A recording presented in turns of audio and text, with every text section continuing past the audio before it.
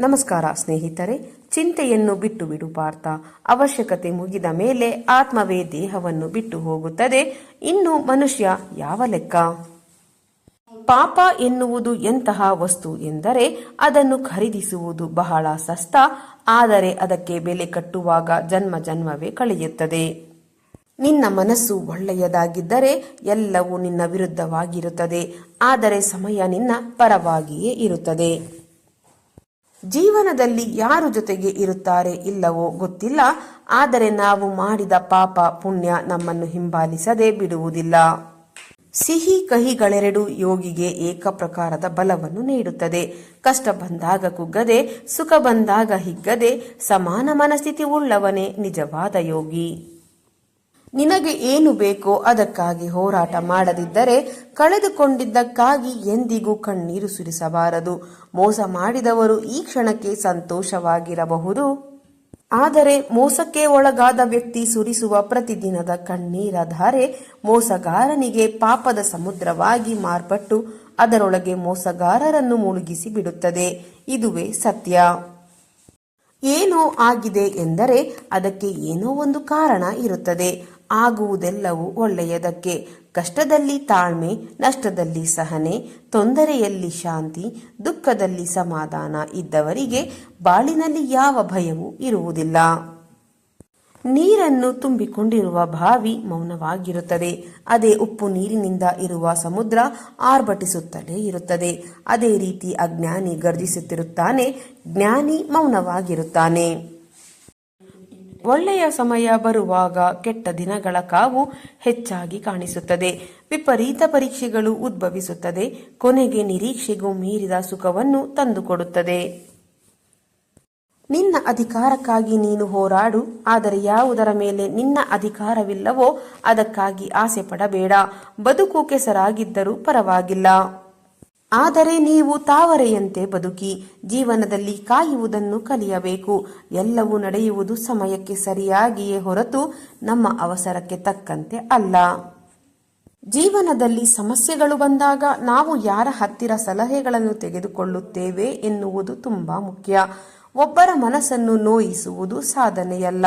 ಒಬ್ಬರ ಮನಸ್ಸನ್ನು ಗೆಲ್ಲುವುದು ಇಲ್ಲವೇ ಪರಿವರ್ತನೆ ಮಾಡುವುದೇ ನಿಜವಾದ ಸಾಧನೆ. ಅತಿ ಬುದ್ಧಿವಂತಿಕೆಯಿಂದ ಮೋಸ ಮಾಡಿದವರು ಸಮಯ ಬಂದಾಗ ಅತಿ ದಡ್ಡತನದಿಂದಲೇ ಮೋಸ ಹೋಗುವುದು ಖಚಿತ. ಮನದಲ್ಲಿ ಆಸೆಗಳು ಕಡಿಮೆಯಾದಷ್ಟು ನೆಮ್ಮದಿ ತಾವಾಗಿಯೇ ನಮ್ಮನ್ನು ಹುಡುಕಿಕೊಂಡು ಬರುತ್ತವೆ. ಈ ಜಗತ್ತಿನಲ್ಲಿ ನಿನಗೆ ಇಷ್ಟ ಬಂದಂತೆ ಬದುಕು. ಆದರೆ ನಿನ್ನಿಂದ ಯಾರಿಗೂ ಕೆಡಕಾಗದಂತೆ ಬದುಕು. ಜೀವನದಲ್ಲಿ ಎಂದಿಗೂ ಸಣ್ಣ ಪುಟ್ಟ ತಪ್ಪುಗಳನ್ನು ಆದಷ್ಟು ತಪ್ಪಿಸಲು ಪ್ರಯತ್ನ ಪಡಿ. ಏಕೆಂದರೆ ಮನುಷ್ಯ ಪರ್ವತಗಳಿಂದಲ್ಲ ಕಲ್ಲುಗಳಿಂದ ಎಡುವುತ್ತಾನೆ. ಯಾವ ವ್ಯಕ್ತಿ ತನ್ನವರನ್ನು ತುಳಿಯಲು ಅನ್ಯರಿಂದ ಸಲಹೆ ಪಡೆಯಲು ಆರಂಭ ಮಾಡುವ ಅದೇ ದಿನವೇ ಆ ವ್ಯಕ್ತಿಯ ಪತನ ಆರಂಭವಾಗುತ್ತದೆ. ಯಾರು ನಿಮ್ಮ ಜೀವನದಲ್ಲಿ ಸಿಗಬೇಕು ಎಂದು ನಿಶ್ಚಯವಾಗಿರುತ್ತದೆಯೋ ಅವರು ಭವಿಷ್ಯದಲ್ಲಿ ಒಂದಲ್ಲ ಒಂದು ದಿನ ಒಂದಲ್ಲ ಒಂದು ಕಾರಣದಿಂದ ಸಿಕ್ಕೇ ಸಿಗುತ್ತಾರೆ. ಯಾರು ನಿನ್ನವರು, ಯಾವುದು ನಿನ್ನದು ಎಂದು ಅರ್ಥವಾಗುವುದು ಸಮಯ ಬಂದಾಗ ಮಾತ್ರ. ಈ ದೇಹದ ಮೇಲೆ ಬೀಳುವ ಪೆಟ್ಟಿಗಿಂತ ನಂಬಿಕೆಯ ಮೇಲೆ ಬೀಳುವ ಪೆಟ್ಟು ಹೆಚ್ಚು ನೋವನ್ನು ಕೊಡುತ್ತದೆ. ಚಿಂತೆ ಮಾಡಿ ಯಾಕೆ ಕೊರಗಬೇಕು? ಆ ಚಿಂತೆ ಹುಟ್ಟಿಸಿದವರನ್ನು ಮರೆತು ನಾವು ಮುಂದೆ ನಡೆಯಬೇಕು. ಗತಕಾಲದ ಬಗ್ಗೆ ಕೊರಗುವ ಬದಲು ನಾಳೆಯತ್ತ ಹೆಜ್ಜೆ ಹಾಕುವುದು ಒಳಿತು. ತಾಳ್ಮೆಯಿಂದ ಇರಿ. ನೀವು ಪಡುತ್ತಿರುವ ಕಷ್ಟಕ್ಕೆ ಒಳ್ಳೆಯ ದಿನ ಬಂದೇ ಬರುತ್ತದೆ. ನಿಮ್ಮ ಮನಸ್ಸಿನ ಶಕ್ತಿಯನ್ನು ಚಿಂತೆ ಮಾಡಲು ಉಪಯೋಗಿಸಬೇಡಿ. ಆ ಶಕ್ತಿಯನ್ನು ನಂಬಿಕೆಗೆ ಉಪಯೋಗಿಸಿ. ನಿಮ್ಮನ್ನು ನೀವು ಸ್ವೀಕರಿಸಿಕೊಳ್ಳಿ. ಸರಿ ಹೋಗದೇ ಇರುವ ವಿಷಯಕ್ಕೆ ಚಿಂತೆ ಮಾಡಿ ನಿಮ್ಮ ಆರೋಗ್ಯವನ್ನು ಹಾಳು ಮಾಡಿಕೊಳ್ಳಬೇಡಿ. ಇಂದಿನ ಕಷ್ಟದ ದಿನಗಳೇ ನಾಳೆಯ ಖುಷಿಗೆ ಕಾರಣ. ಸಮಯ ನಮ್ಮನ್ನು ಎಷ್ಟು ಕಾಯಿಸುತ್ತದೆಯೋ ಅಷ್ಟು ಉತ್ತಮ ಫಲ ನಮಗೆ ಸಿಗುತ್ತದೆ. ಜಗತ್ತಿನ ಎಲ್ಲ ಕೆಲಸವನ್ನು ನಾನು ಮಾಡಬಲ್ಲೆ ಎಂಬ ಆತ್ಮವಿಶ್ವಾಸವಿರಲಿ. ಆದರೆ ಎಲ್ಲವೂ ನನ್ನಿಂದಲೇ ಆಗುವುದು ಎಂಬ ಅಹಂಕಾರ ಬೇಡ. ನೋಡಲು ಕಣ್ಣುಗಳಿವೆ ಎಂದು ಖುಷಿ ಪಡುವ ಮುನ್ನವೇ ಕಂಬನಿಯ ಪರಿಚಯ ಮಾಡುವ ಭಗವಂತ. ಎಷ್ಟು ಜನ ಸಂಬಂಧಿಕರು ಇದ್ದರೇನು, ಗೆಳೆಯರಿದ್ದರೇನು, ಕಷ್ಟ ಕಾಲದಲ್ಲಿ ನಮ್ಮ ಆಪ್ತರು ಯಾರೆಂದು ತಿಳಿಯುವುದು. ಹಕ್ಕಿಲ್ಲದಿದ್ದರೂ ಪಡೆದುಕೊಳ್ಳುವ ಮನಸ್ಸಾದರೆ ಅಲ್ಲಿ ಮಹಾಭಾರತ ಸೃಷ್ಟಿಯಾಗುತ್ತದೆ. ಹಕ್ಕಿದ್ದರೂ ಅದನ್ನು ತ್ಯಾಗ ಮಾಡುವ ಮನಸ್ಸಾಗಿದ್ದರೆ ಅಲ್ಲಿ ರಾಮಾಯಣ ಸೃಷ್ಟಿಯಾಗುತ್ತದೆ. ಕರ್ಮ ಹೇಳುತ್ತದೆ, ಯಾವಾಗ ನೀನು ಇನ್ನೊಬ್ಬರ ಜೀವನವನ್ನು ಸುಳ್ಳು, ಮೋಸ, ದ್ರೋಹ, ಭರವಸೆಯಿಂದ ಹಾಳು ಮಾಡುತ್ತೀಯೋ ಅದನ್ನು ನೀನು ಕೊಟ್ಟಿರುವ ಸಾಲ ಎಂದು ತಿಳಿದುಕೋ. ಏಕೆಂದರೆ ನಾಳೆ ಅದು ನಿನಗೆ ಬಡ್ಡಿ ಸಮೇತ ವಾಪಸ್ ತಿರುಗುತ್ತದೆ. ಸಹಾಯ ಮಾಡಿದವರನ್ನೇ ದೂರ ಮಾಡಿದರೆ ದೇವರು ಕೂಡ ನಿಮ್ಮಿಂದ ದೂರವಾಗುವನು. ಯಾಕೆಂದರೆ ನಿಮ್ಮ ಕಷ್ಟದ ಸಮಯದಲ್ಲಿ ನಿಮಗೆ ಸಹಾಯ ಮಾಡಿದ್ದು ಮನುಷ್ಯ ರೂಪದಲ್ಲಿ ಬಂದಿದ್ದು ದೇವರೇ ಹೌದು.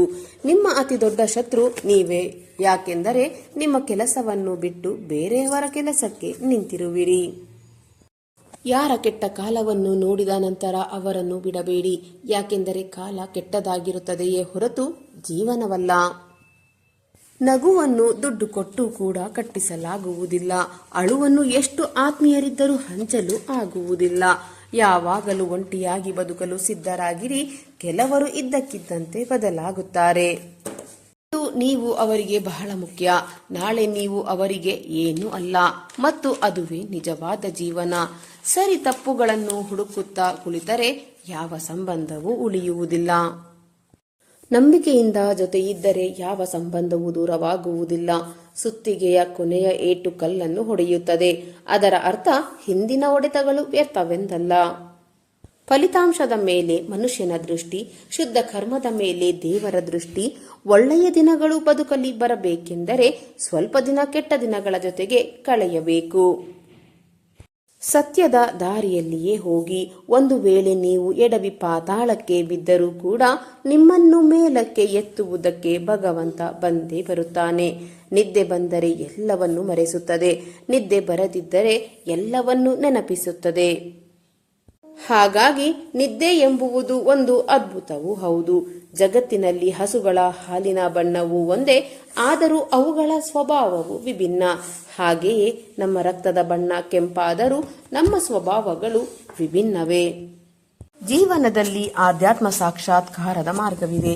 ಆ ಮಾರ್ಗದಲ್ಲಿ ನಡೆಯಬೇಕೆಂಬ ಹಂಬಲವಿದ್ದರೆ ಆ ಮಾರ್ಗದೊಳಗಿನ ವಿಚಾರಗಳ ಆಸಕ್ತಿಯು ಅತ್ಯವಶ್ಯಕ.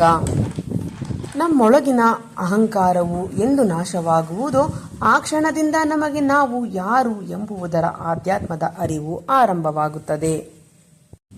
ಪ್ರತಿಯೊಂದರಲ್ಲಿಯೂ ಧನಾತ್ಮಕ ಸ್ವಭಾವವನ್ನು ಹುಡುಕುವ ಮನಸ್ಸು ನಮ್ಮದಾದರೆ ನಮ್ಮಷ್ಟು ಸುಖ ಜೀವಿಗಳು ಜಗತ್ತಿನಲ್ಲಿ ಬೇರೆಲ್ಲೂ ಸಿಗಲು ಸಾಧ್ಯವಿಲ್ಲ.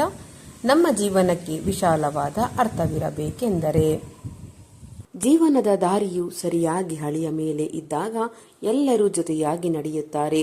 ಯಾವಾಗ ಗಾಳಿಯು ಹಳಿಯಿಂದ ಇಳಿಯಿತೋ ಎಂದಾದರೆ ಎಲ್ಲರೂ ನಮ್ಮನ್ನು ನಡು ನೀರಿನಲ್ಲಿ ಬಿಟ್ಟು ಹೋಗಿಬಿಡುತ್ತಾರೆ.